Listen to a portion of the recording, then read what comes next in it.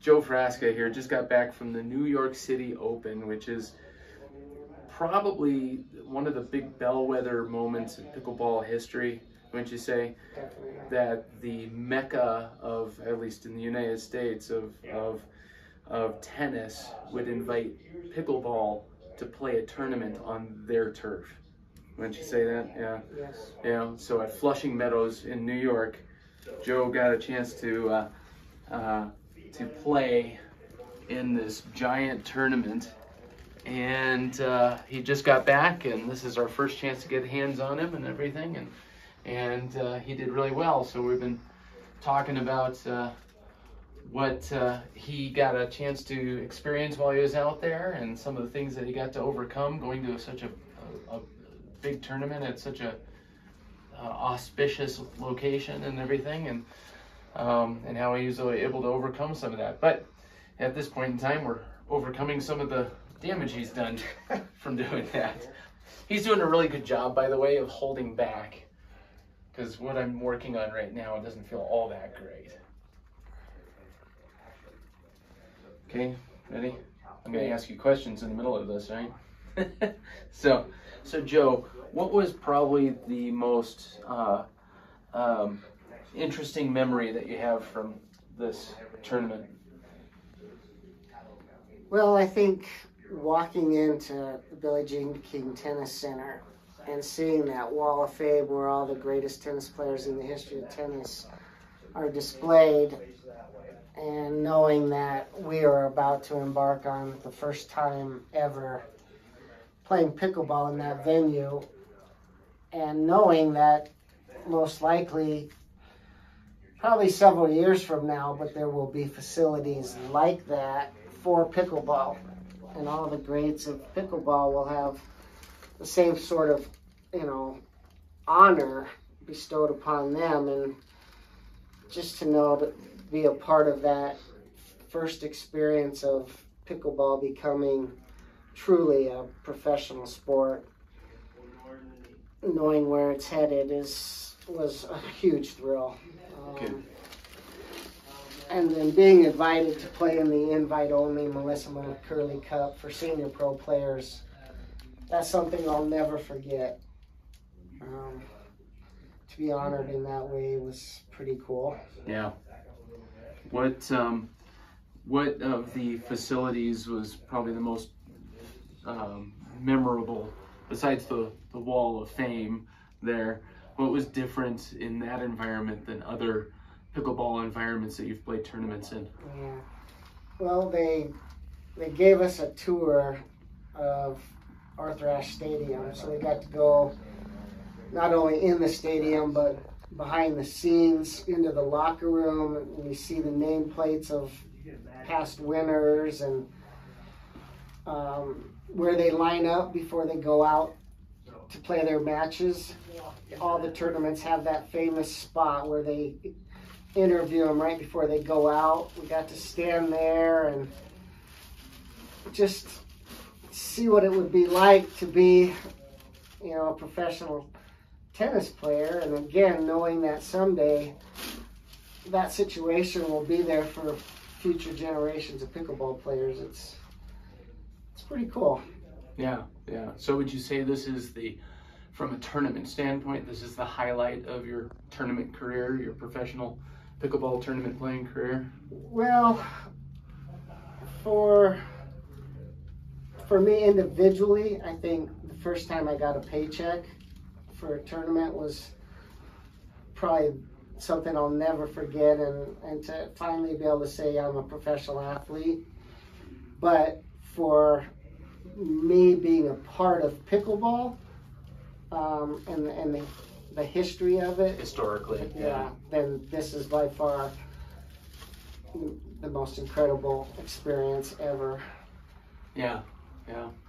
So what do you think is next for pickleball? I mean, it sounds like if this is another stepping stone up in the history for pickleball and for you, for that matter, what do you think's next coming up? Wimbledon? Yeah, I don't know. The thing that drives it all is money, and I don't have any experience or knowledge about how that unfolds, how it becomes a TV sport with, you know, the big sponsors. Yeah, I don't know that side of it. I can only see it right now from a player's perspective, and to know that, you know, years from now, when it is a big sport, I was part of that breakthrough group of people. That's the only way I can see it right now. I don't have the vision of the future of this and how that plays out. Yeah. So say, you know, next year they do say, hey, we're going to do pickleball on Wimbledon courts in England, and they invited you. Would you go? Oh, there's no question. You'd sell everything to make it happen. Yeah. Yes, absolutely. That's awesome. That's awesome. So obviously, you know, you're a to put it nicely, you're an aging athlete, right? So you're always working through stuff and previous injuries and wear and tear and such like that. How was this physically for you? This tournament physically for you? And be honest. I mean, start from the mornings all the way through your evenings. Well, it was difficult. Starting in the mornings with a bed that wasn't great, so getting out of bed, sore, lower back stiffened up, wondering if I was going to be able to play that day. That's how it started. But luckily, I've had so many years with you and knowing how to work through that stuff that I was able to work my way out of it and get ready to go. And then I had a mile walk with 2 heavy backpacks to the train, hop on the train, another mile from the train to the courts, and then 4, 5, 6 hours of play, and then get back on the train and do all that over again. It was really physically demanding on the body.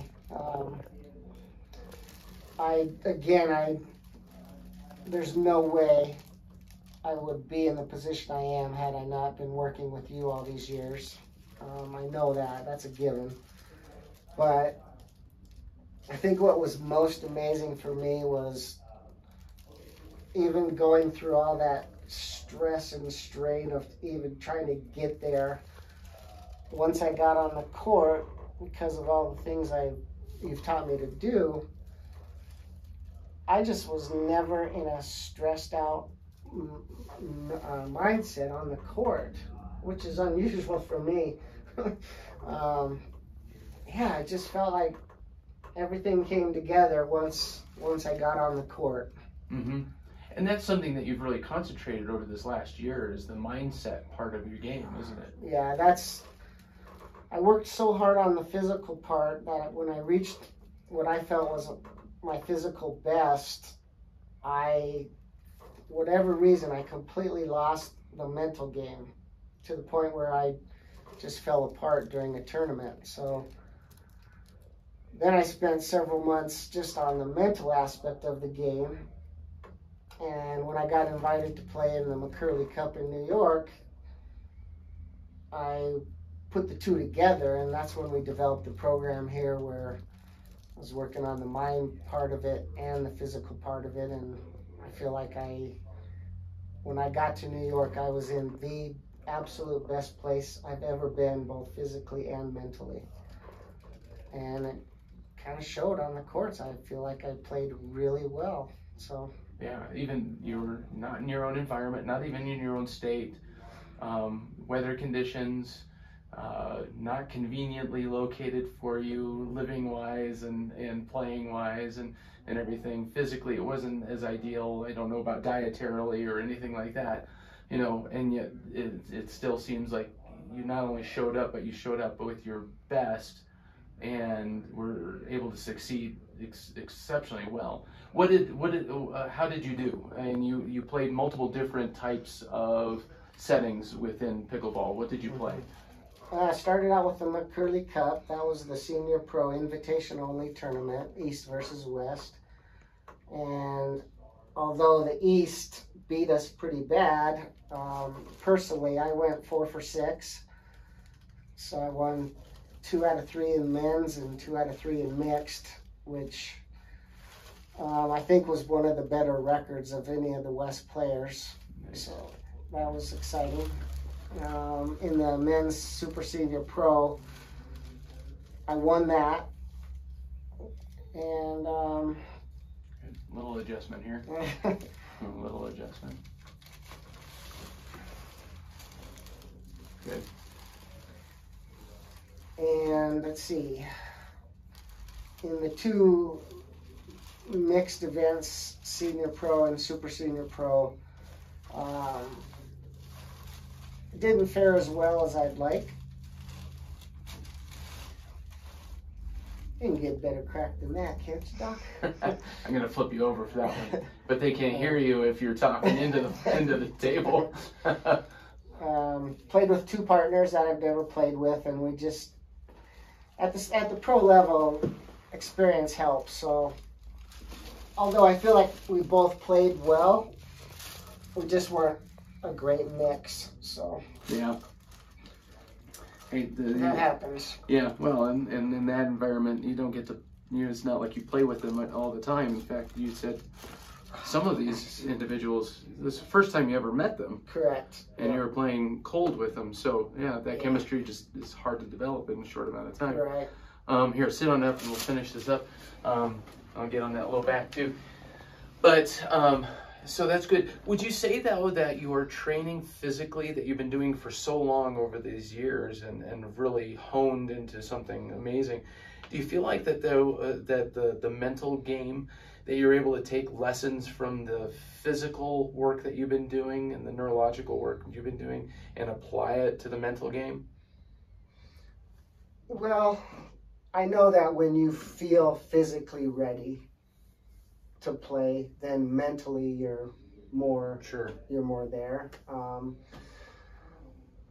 I guess I'm not understanding your question exactly. So a lot of what we do in the physical training is trying to reduce threat in the system, right? Trying to take away all of the body's reasons to be afraid, right? Body's position, different speeds and different rhythms and such like that in the training. And that's visual, it's vestibular, proprioceptively in the body and such like that. And so a lot of it is threat mitigation through training. And I know you and I have talked about on the mental side of the game, putting yourself in the right mindset, putting, the crud to the side, right? So, it's like in your training, when you're doing your stuff in the gym, I think you try to do some of that same stuff. You're there to train, and the other stuff that you brought with you, all the crud in the world, the bad weather, the crappy people and such, you put outside and you train, right? You do something like that similar on the court too, I imagine, right? You can't bring the outside world onto the court, not successfully. Right. Right. Absolutely. I think that's what was the biggest aha for me for this tournament, was so many stressors just to get to the courts. And then the minute I stepped on the court, I never felt stressed the entire time. And I think a big part of that is while I'm training, yes, bringing those stressful situations, all the physical ailments that I have, bringing them into the training and saying, yes, they're a part of who you are, but you've got to learn how to deal with them. So that when I got to the tournament, it wasn't an issue at all. You just learn how to do it on a daily basis in your training. It seems like it. Yeah. I don't know yet for sure. I just know that I never felt the stressors that I typically feel. In the course of my daily living, I never felt those on the court. Yeah. And that's unusual. Yeah. The only thing I can attribute it to is the amount of training both mentally and physically, that I've been going through these last 6 weeks with you guys. Awesome. Yeah. If that makes sense. Yeah. But you're still trying to put it all together, and so that way you can hopefully teach it in your coaching and help others develop the same mindset. Yeah, more and more now, as I continue to grow as a player, I understand the importance of incorporating all this into my clients as a coach. A lot of people out there just think, I'm going to take a lesson and I'm going to be a better pickleball player. But the reality is there's so many other factors. The mental game, the off-court training, all of that matters. And as a coach, I can no longer just say, yeah, I'm going to give you a lesson. There's more to it than that. Yeah. And I now realize that because of all the stuff that you've done with me and for me, that it's a comprehensive program to get better, you know.